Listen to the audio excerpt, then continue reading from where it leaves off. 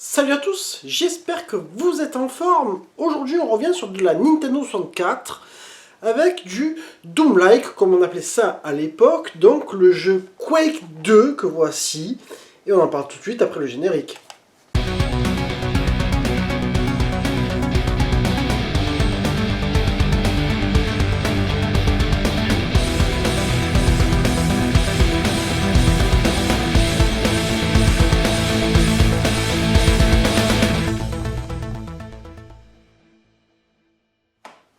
Quake était une série quand même qui était assez connue à l'époque, dans les années 90.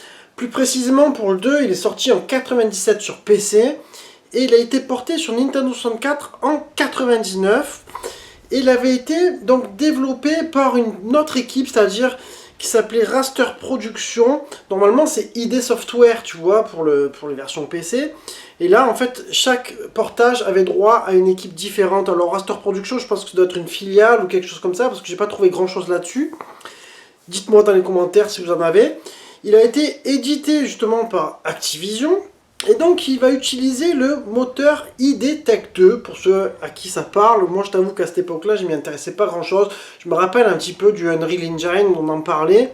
Donc, un jeu qui va être à la vue intérieure, FPS, comme on dit aujourd'hui, qui sera dans un univers un peu à part du reste, hein, c'est-à-dire que Quake et Doom, c'est encore deux univers différents. Et là, tu vas avoir quand même un délire, si tu veux, de mode campagne, hein, comme on avait à l'époque, parce que c'était des jeux qui étaient déjà joués en ligne dans les cybercafés. Tu auras 19 missions solo sur la version 64, mais il faut savoir que sur la PS1, ils avaient rajouté une mission de plus. Tu auras 10 niveaux de multijoueur, donc là c'était vraiment l'époque, hein, comme pour GoldenEye, pour ceux qui ont connu ça, où on avait des multijoueurs sur le même écran, où c'était splitté en 2, ou 4, ou 3 écrans pour jouer à plusieurs, et on se tapait des barres de rire, hein. Vous avez tous connu ça sur plusieurs jeux Nintendo 64, aussi bien sur Mario Kart, GoldenEye, Doom, je sais plus si on avait ce truc là, mais voilà, ça c'est quelque chose par contre qui va te rajouter vraiment une durée de vie et un gameplay de dingue. Donc après, tu as un autre point positif, c'est que tu as aussi beaucoup d'armes dans ce jeu, ce que j'ai pu constater. Il propose aussi de se servir de l'expansion pack, et moi je te le recommande quand même, parce que tu as quand même une belle différence sur la résolution. Donc un jeu qui n'a pas non plus beaucoup cartonné à l'époque sur la 64, c'est un jeu qui était beaucoup joué sur PC. Je pense parce que déjà c'est une arrivée tardive, et en même temps, ces jeux-là, quand ils étaient portés sur console, ils n'avaient pas le même succès que sur PC, tu vois. C'était vraiment des jeux qui étaient pensés pour jouer à la manette, pas à la manette justement, mais à la souris et au clavier. Donc, on en parlera juste après justement, parce qu'on va attaquer sur le test. Alors, graphiquement, j'ai envie de te dire que c'est pas si mal pour de la 64. Bon, c'est sûr qu'aujourd'hui, franchement, ça pique, hein. Aujourd'hui, c'est pas un jeu où tu vas dire « Waouh, c'est super beau », mais pour de la 64, avec l'expansion pack, franchement, je peux te dire qu'à l'époque, ça avait dû mettre une belle petite claque. Alors, je dirais pas qu'il fait partie des plus beaux jeux non plus de la 64, mais ça reste beau. Il y a des jeux qui étaient beaucoup moins bien faits, surtout que la 64 a tendance à avoir une espèce d'effet de brouillard qui fait que tu n'avais pas vraiment une netteté sur la 3D. Alors, bon, pour mettre une note de l'époque, hein, aujourd'hui, si on devait recomparer, forcément, on les défoncerait tous ces jeux. Moi, je dirais que ça méritait quand même bien un 17 sur 20 pour les graphismes, pour l'originalité aussi, du style, les maps, etc. Franchement, c'est plutôt pas mal. Au niveau animation, tu vas avoir un jeu qui va être assez fluide dans l'ensemble, mais c'est vrai que tu as quand même une espèce de... Je sais pas si c'est par rapport au graphisme, tu as quand même un côté un petit peu baveux dans les déplacements, tu as un truc un petit peu... Tu vois, qui fait que c'est pas super net. Et ça se ressent aussi au niveau de l'animation. Après, moi, ce que je trouve un petit peu dommage, peut-être, c'est au niveau des...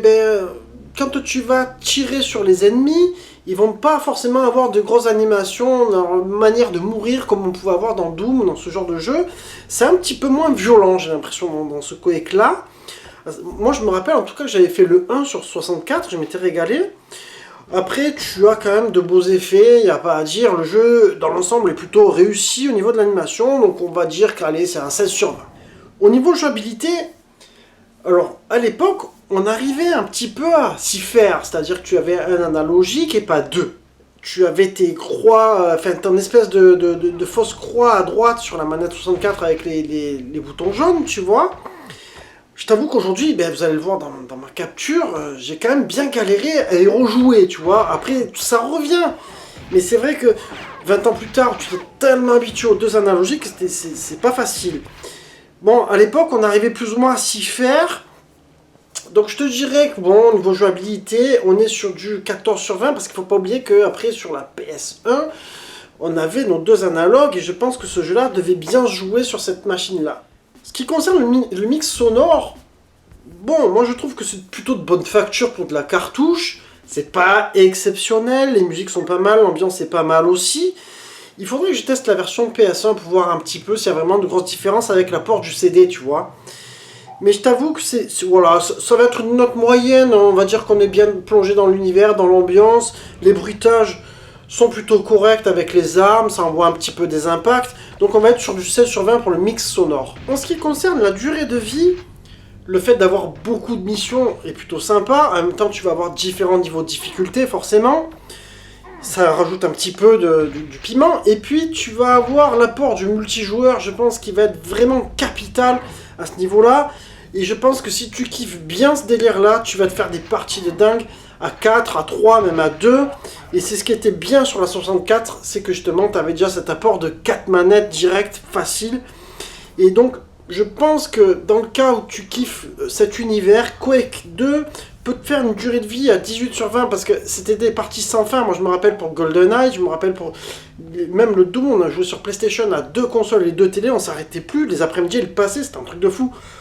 Un petit peu aujourd'hui comme quand tu joues en ligne, tu vois. Donc 18 sur 20 pour la durée de vie. On arrive donc au verdict. Il faut savoir que jeuxvideo.com lui avait mis la note de 16 sur 20. Et ben moi je suis arrivé sur la même note. Pour conclure, je te dirais que c'est un jeu qui n'est pas le plus top dans le genre, mais fait bien le taf, tu vois.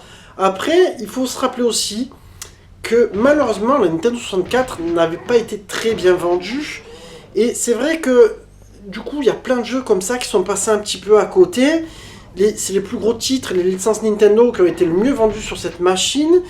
Et les Doom-like ou FPS, comme vous voulez, à cette époque-là, ils étaient énormément joués sur PC. Sur PlayStation, ça commençait à arriver sur la PS1 grâce à la DualShock. Mais il est vrai que c'était encore un petit peu timide, tu vois. En général, moi je me rappelle, quand je jouais à des FPS, enfin des Doom-like sur ma PlayStation ou sur ma 64, j'avais toujours l'époque qui disait « Ouais, putain, mais t'as la ramasse, c'est sur PC, mec, il faut aller avec le clavier, la souris, une super carte graphique, etc. » Donc voilà, il faut remettre un petit peu les choses dans le contexte. Donc je dirais que ce Quake 2, c'en est plutôt pas mal sorti malgré tout. Voilà, on arrive sur la fin de ma vidéo. J'espère qu'elle vous aura plu. Je vous embrasse tous et je vous dis à très bientôt.